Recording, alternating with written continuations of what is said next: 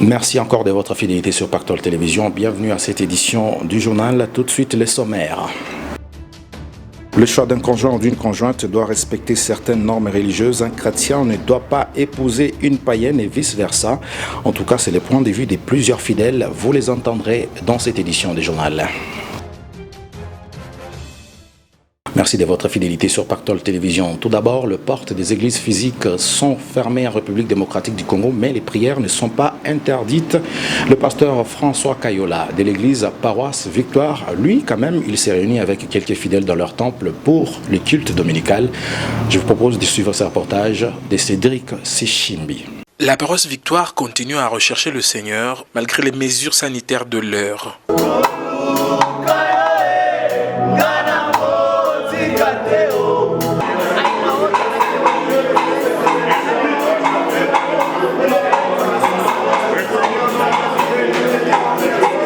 Le pasteur François Kayola, berger de cette église, introduit son message par une interpellation à l'église Corps de Christ portant sur l'intercession pour la guérison.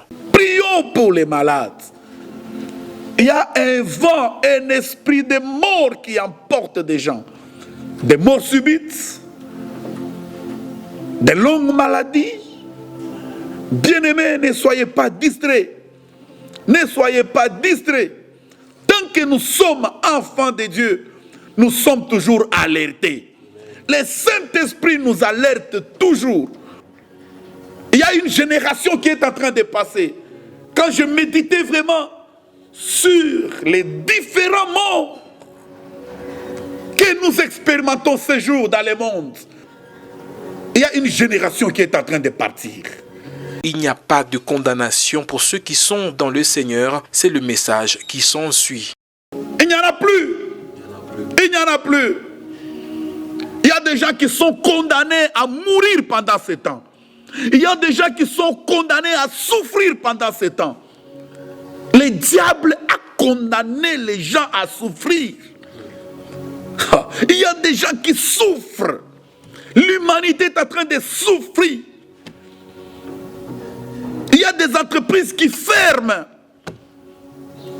Il y a les gens, les investisseurs qui sont en train de partir. Il y a les gens, les bien-aimés qui sont dispersés. C'est pourquoi la première stratégie du diable est de nous empêcher à nous réunir. Nous devons les empêcher à ne pas se réunir. En se réunissant, ils constituent une force. Ils constituent une puissance. Nous devons faire un effort. Divisons-le pour que nous puissions régner. Je suis venu t'annoncer la bonne nouvelle. La Bible dit, il n'y a point de condamnation pour tout celui qui est dans le Seigneur. Toutes les condamnations ont été vaincues à Golgotha par Jésus, a dit le pasteur, avant d'introduire un moment particulier de prière. Le centre évangélique Les Rejetons de David qui dirige apôtre Prosper Kiboko ne garde pas silence pendant cette période où la Covid-19 est en train de créer de la frayeur.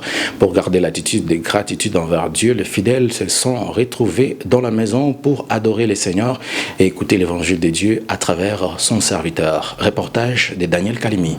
Que la parole de ce matin puisse sauver une personne qui va suivre son message à travers la radio, que ce soit à travers la télévision. Culte en famille organisé par le fidèle du centre évangélique Le Rejeton de David. Réunis au domicile de leur berger, ces fidèles ont commencé la rencontre par la prière conduite par le frère Pati. Prenant la parole, l'apôtre Prosper Kiboko s'inspire de l'évangile de Jean chapitre 10, versets 7 à 9 pour exploiter le thème « Jésus-Christ, la porte de ses brebis ». Jésus est la porte de ses brebis. Dans une bergerie, il y a beaucoup de brebis. Mais la porte reste une seule porte. Il y a une seule porte autorisée. Celui qui n'entre pas par cette porte, au lieu d'entrer par la porte, il commence à entrer par la fenêtre. Vous allez voir que les brebis, qu'ils soient à l'intérieur, ils vont commencer à fuir. Parce qu'ils ont compris que ce n'est pas notre berger. Dans son discours, l'orateur parle du rôle de la porte véritable qui est Jésus et insiste sur les promesses données par cette porte, à savoir le salut, la sécurité et la suffisance. Il est la porte des brebis. Quel est le rôle d'une porte? Le rôle d'une porte, c'est de pouvoir protéger. Le rôle d'une porte, c'est de pouvoir défendre. Quand il y a les ennemis qui viennent de l'extérieur, la porte résiste. Alléluia. Je voudrais te dire, s'il y a une porte qui est en train de te protéger, même si tu ne vois pas cette porte, mais la porte est là pour te protéger contre les ennemis. Quel est le rôle de la porte? La porte connaît ce qui est à l'extérieur. La porte connaît aussi le nombre de brebis qui sont à l'intérieur. Le nombre de vos problèmes sont bien connus avec la porte. La porte, c'est Jésus-Christ. À l'église Péniel, le pasteur Jean Kabassélé, lui aussi, a choisi la voie médiatique pour transmettre le message des dieux aux fidèles de l'église dont il est berger. C'est dans le temple vide que l'homme des dieux a communiqué les pensées divines. Reportage. Je vais vous dire que l'église de Christ est pentecôtiste par sa nature, étant donné que c'est le Saint-Esprit qui est en train de la conduire. Malgré la situation sanitaire préoccupante, les chrétiens n'ont pas manqué de célébrer chacun selon le lieu où il a suivi le culte. À la communauté évangélique Péniel, le pasteur Jean Kabassélé a donné les principes à observer pour activer l'onction de Dieu. L'Esprit du Seigneur est sur moi parce qu'il m'a oint pour annoncer une bonne nouvelle aux pauvres. Oui, c'est le Saint-Esprit qui est en nous en permanence lorsque nous avons reçu le Seigneur, qui ne va pas nous laisser oisifs, mais qui doit nous donner du travail de la part de Dieu pour que nous puissions manifester les œuvres de Dieu d'une manière palpable. Parce qu'il va nous donner une puissance surnaturelle pour que par notre corps, nous puissions accomplir les œuvres de Dieu. Formulé comme suit, je cite, « Comment nous pouvons activer l'onction de Dieu dans notre vie ?» Fin de citation. Ce thème a été tiré du livre de Luc, chapitre 4, verset 18. Il y a plusieurs manières par lesquelles nous pouvons activer cela dans notre vie pour que les œuvres de Dieu soient manifestes au travers de notre corps. Par exemple, nous pouvons lire beaucoup la parole de Dieu. Un enfant de Dieu qui veut activer son onction, c'est celui-là qui doit aimer lire la parole de Dieu. C'est lui qui doit aimer la prière, qui doit aimer déjeuner. Parce que quand vous lisez la parole de Dieu, vous êtes en train de vous habiter des pensées de Dieu qui vont déclencher cette puissance en vous, qui va couler de vous vers le peuple de Dieu pour accomplir les desseins de Dieu. Il faut aussi entretenir des relations avec les hommes de Dieu qui sont loin. Bien aimé, c'est un grand secret que nous avons vu, surtout dans la vie d'Élie et Élisée. Parce que dans le livre de 2 Rois, chapitre 2, verset 11, on nous montre que comme ils marchaient ensemble, ils parlaient. C'est à ce moment-là que Élie a été emporté et l'onction est descendue aussi, s'est manifestée aussi dans la vie d'Élisée. Donc nous devons vraiment aimer être toujours à côté des hommes de Dieu qui sont loin, les écouter parler, avoir l'habitude de les entendre. Cela va déclencher aussi notre l'onction qui est en nous pour accomplir les œuvres de Dieu. Les fidèles de l'église évangélique Mancaché étaient à l'écoute du message des dieux à travers l'apôtre Marcel Momat, berger de cette église. Le prédicateur a prêché sur les signes d'un véritable chrétien. Je vous propose de suivre l'extrait du message dans cet élément de la rédaction.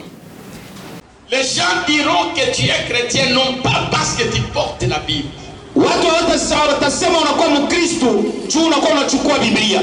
Ils diront que tu es disciple de Jésus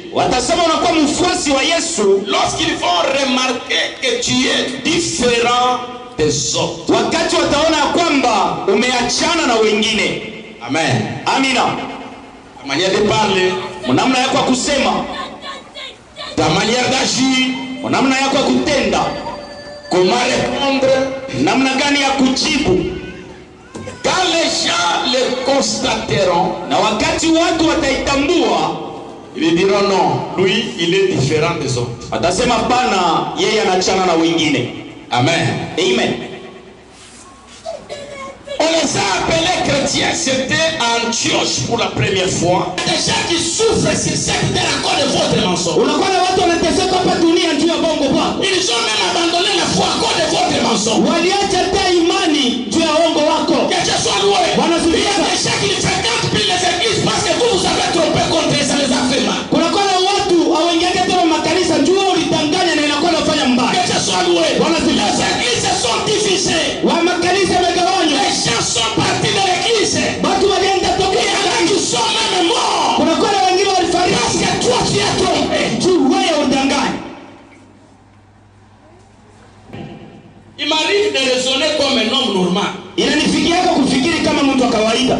Comment celui qu'on appelle pasteur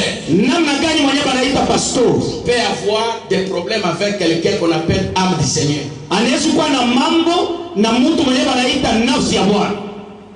Et cette âme-là, c'est toi qui es appelé à la sauver. Amen. Amina. Amen. Amina. Il m'arrive de raisonner. Vous savez, la chair ici, t'empêche parfois de faire de bonnes choses. Quand nous prêchons là, tu te dis, ah, je vais pardonner mon ennemi. Mais quand tu sors ici, la chair te dit, ah, qu'est-ce que tu veux faire? Ton ennemi va te dominer, non? Il faut que lui vienne s'agiter.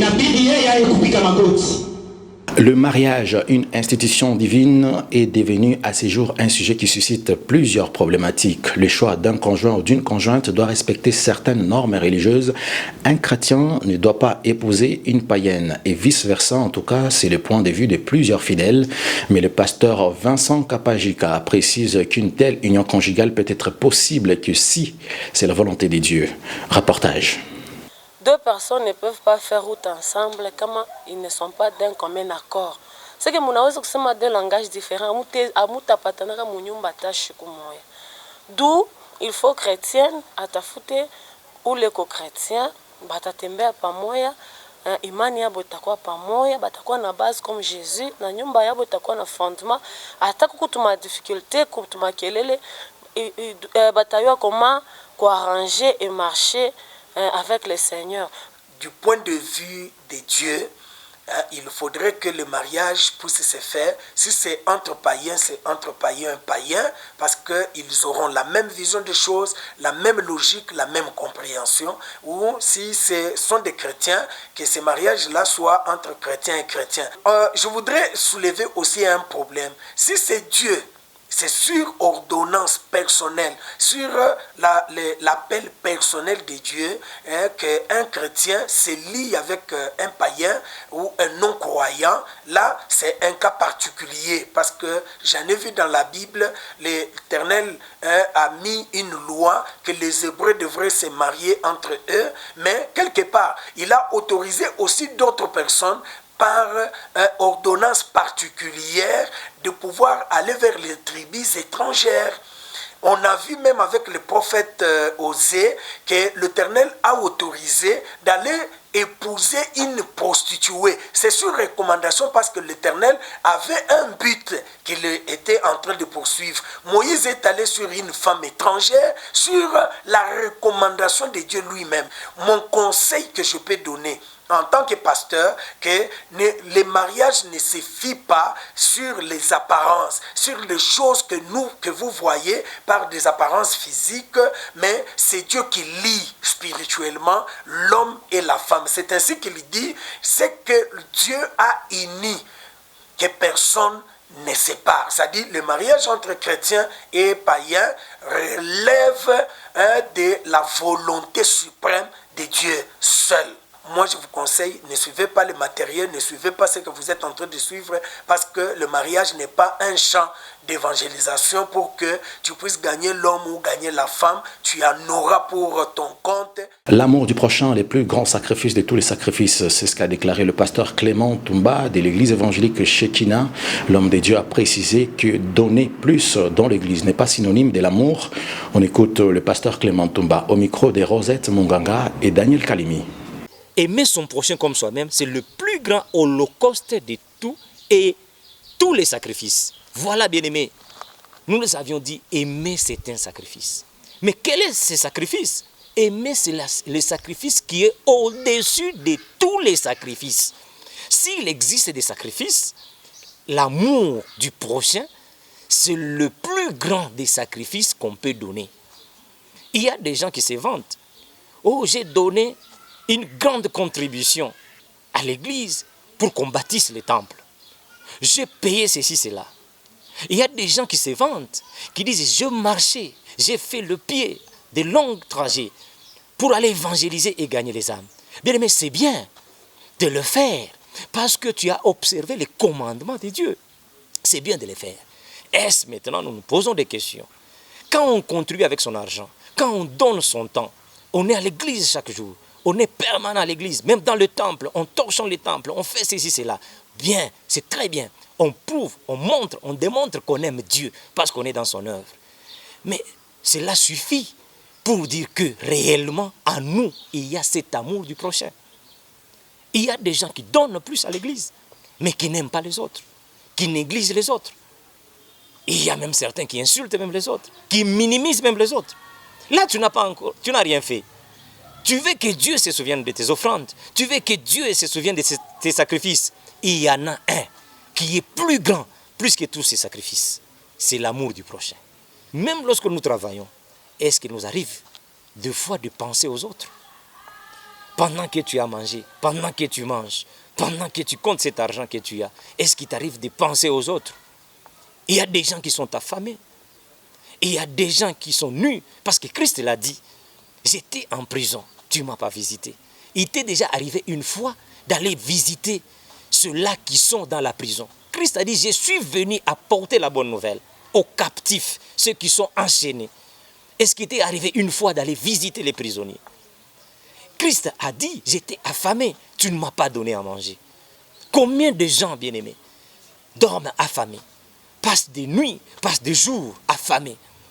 Mais quand tu regardes à ta poubelle, tu jettes ça au chien.